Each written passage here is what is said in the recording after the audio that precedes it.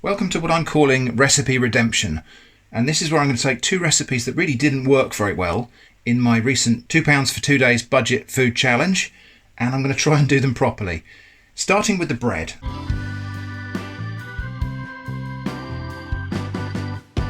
The bread was a disaster. I used far too much yeast. To be perfectly honest, I'm just not used to using fresh yeast. I normally use dried active yeast, and I know how that works, and I usually get decent bread. I'm so out of touch with using fresh yeast that I just got carried away and added a huge chunk of it in there. It fermented so fast that it probably used up all of the sugars in the flour and poisoned itself with alcohol and stopped working, which meant I had a really dense loaf that didn't brown at all because there were no sugars to caramelise on the crust. Lots of people have said various things to that effect in the comments, and thanks for all of that. We're going to have another go today. Now, it's most important to note this video is not a budget challenge. We're going to revisit these things without any budget constraints. We're just going to try to get them right this time. This is the same batch of fresh yeast I used a few days ago. I've still got some of it left, but it has been sitting in the fridge for a few days. So first I am actually just going to make sure this yeast is working. My ingredients today are going to be 350 grams or 2.5 cups of plain flour, same kind of flour that we used in the exercise, tablespoon of sugar, tablespoon of oil, teaspoon of salt, and probably a tiny little dice-sized cube of yeast. So I'm just going to use like that much yeast. And we'll put that into a jug.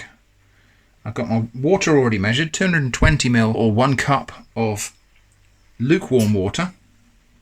I'm going to put some of my sugar in with the yeast because it might as well go in there, and a little bit of that water. And also a little pinch of flour. Now, if I was really confident that this yeast was going to work, I would probably not need to do this. I could just mix this directly in the bowl. But, as I say, this yeast has been sitting for a few days, so I just want to make sure I've got viable yeast still before I go any further. I will, I think, put a bit more flour in there, just to make that easier to blend when we get to that point. So there we go, flour and water and yeast and sugar. So we'll just cover that and wait for 5 to 10 minutes and see what it's doing. While we're waiting for that, let's get the other ingredients mixed in the bowl. So the rest of the flour, which is nearly all of the 2.5 cups or 350 grams of flour, the remaining sugar, which is most of a tablespoon, the salt, a whole teaspoon of salt. I've got a little bit more than a teaspoon of salt here because it's coarse salt flakes, so I had to compensate, but a teaspoon of ordinary table salt will do that. And then we'll just mix those dry ingredients together first. And then also the oil. We'll just get that kind of mixed into the flour so it's not all in one big clump. I'm not using bread flour, I'm using this Allinson's baking flour because that's what I used in the 2-day challenge. One thing I've noticed about this is it's quite a lot more yellow than I'm used to seeing for wheat flour. You may not be able to see it on the camera, but it is quite a bit more golden yellow than I'm used to seeing. Interestingly, on the challenge videos, not everybody agreed that getting the free yeast from Tesco was fair and within the rules, because I had excluded urban foraging.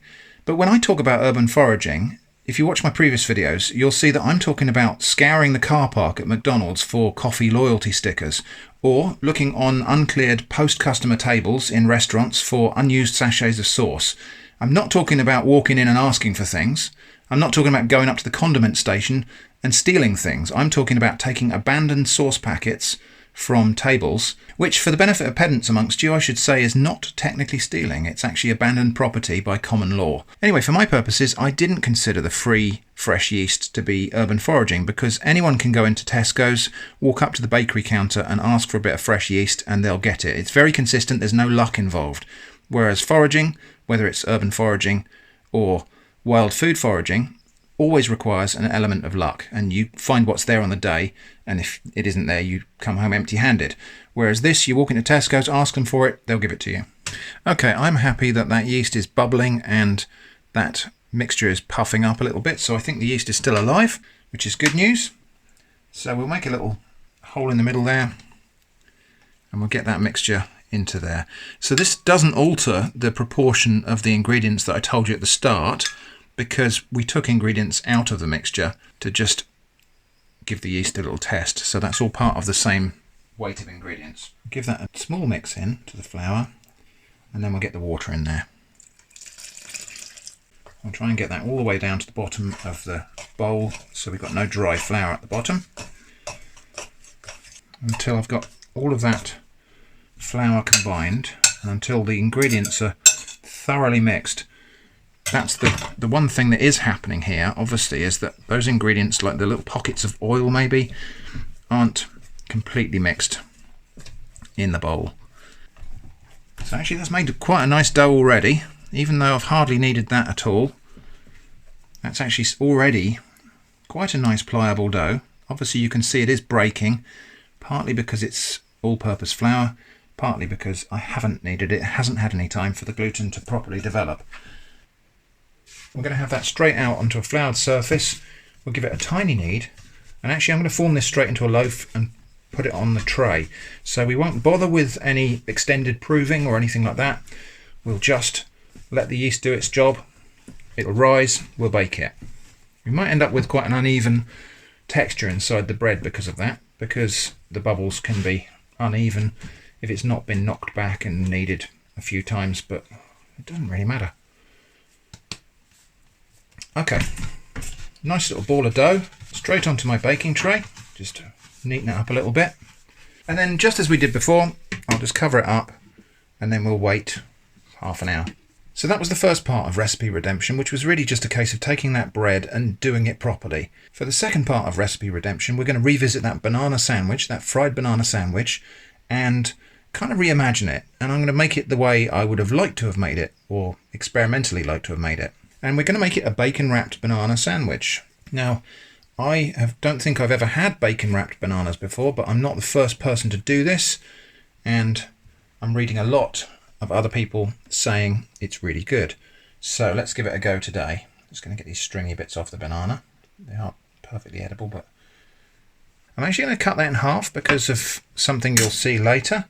And I've got some streaky chestnut smoked bacon here.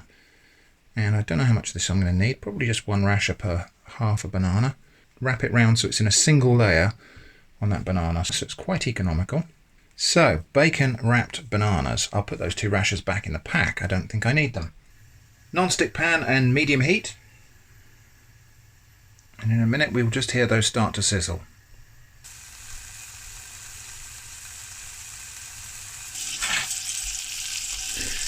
Getting them to balance so that every side gets evenly cooked is a bit of an art form, but it is possible.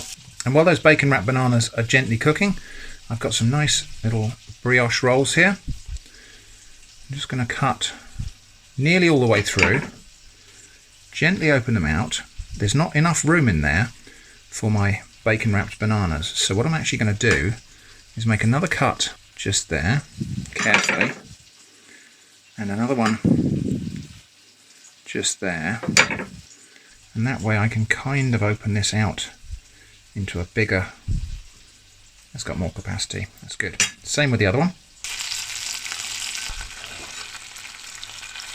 Right, that bacon is now fully cooked. Just going to take those out to rest because they'll be piping hot inside. Of course the bacon's not going to go crispy because it can't, because the bananas are quite moist. It's not going to shatter into pieces like American style bacon, but I'm okay with that. Be a shame to waste that bit of caramelized banana sugar in the pan there. So we're going to throw in a bit of butter. I've got some Polish butter today. Just melt a little bit of butter in the pan there. And then my brioche rolls, just going to not toast them, just going to let them soak up some of that lovely, sticky, bacony, sugary caramel stuff there. Okay, that'll do. Let's put this together. My very soft now, very slightly toasted brioche rolls, bacon wrapped banana in each one. Kind of looks a bit like a hot dog, I think, so I'm actually going to put on some, well, instead of ketchup, I think we'll have some black cherry conserve. And we'll just have a little bit of that. Oh, it's got big chunks of cherries in it, that's good. Throw a little bit of that on top. Let's get that to the table and give it a taste. So I think this is more like a breakfast banana sandwich that I can enjoy, but the proof is in the eating.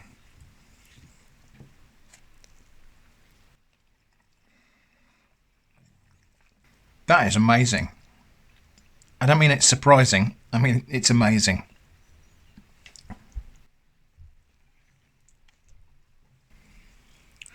That's actually quite incredible. The banana's really soft and sweet and caramelised.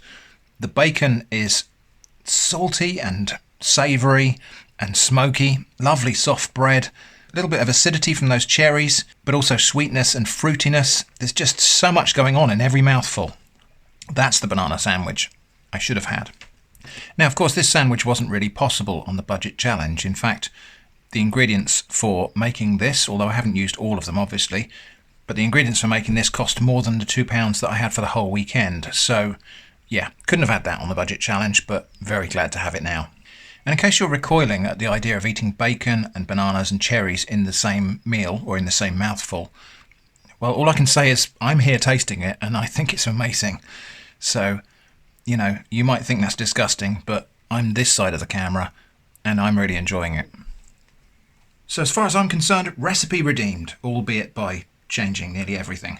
So while I was eating that banana sandwich, the bread has doubled in size, which is great. Let's get the oven on. Let's get that into bake. This time we're going to have a tray of boiling water in the bottom of the oven to provide steam, which will help the bread to rise and help the crust to form. Oven is up to temperature. Let's bake this bread. But just before we do, I've got some water here, just ordinary water. I'm just going to lightly brush the top of the loaf with just a little bit of water. That'll help to consolidate the crust, but also it will just allow it to expand a little bit more during baking. It will also dissolve any surface sugars which have been metabolized by enzymes and stuff in the yeast and in the flour itself, and that will help the crust to form. Now I should say at this point, I'm not a baker, I'm not really anything, I do a bit of everything. So I've no doubt that the professional bakers amongst the audience are going to be cringing and holding their heads in their hands watching this, but you know, I don't do this professionally. I do a bit of everything, to be honest.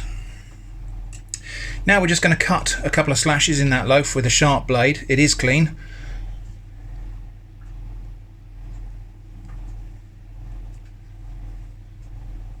That'll do. And into the oven. Right, 25 minutes later.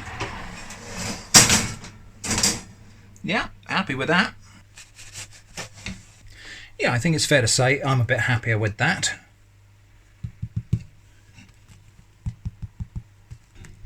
So we're going to let that cool down now, and then we'll cut a slice and see how different that is to the bread we made for the budget challenge.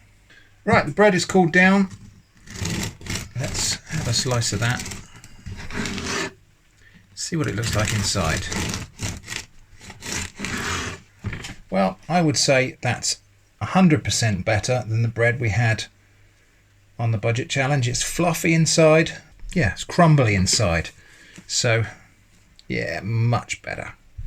Let's get a couple of slices of this in the toaster and then we'll give it a taste. A thunderstorm is brewing outside, so if you hear the dog bark, that'll be why. While we're just waiting for that toast, I'm just going to taste a little corner of this bread, untoasted. Yeah, it's good. Not the most crisp of crusts, it's softened a little bit as the bread has cooled, but still pretty happy with that. Eva.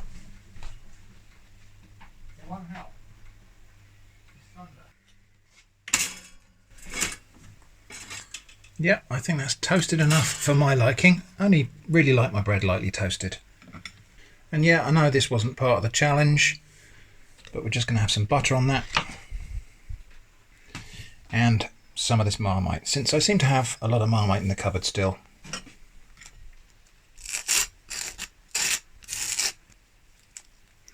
Well, it's a lot more crumbly than store-bought bread.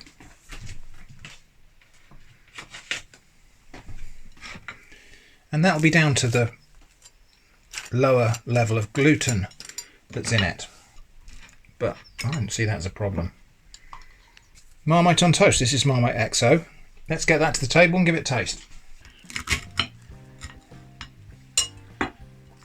So let's just see if that's any better than the bread we had the other day.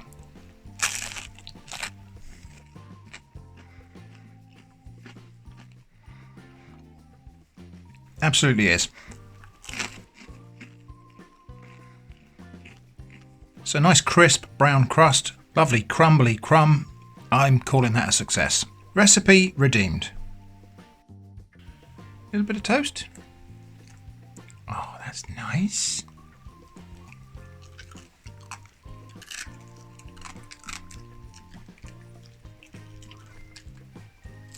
Good cow. So in a future video, I'm going to take one more recipe from that 2-day challenge. I'm going to take the one that worked the best, that was the dumplings, and I'm going to see if I can make it even better. But for now, thanks for watching, and I hope to see you again soon.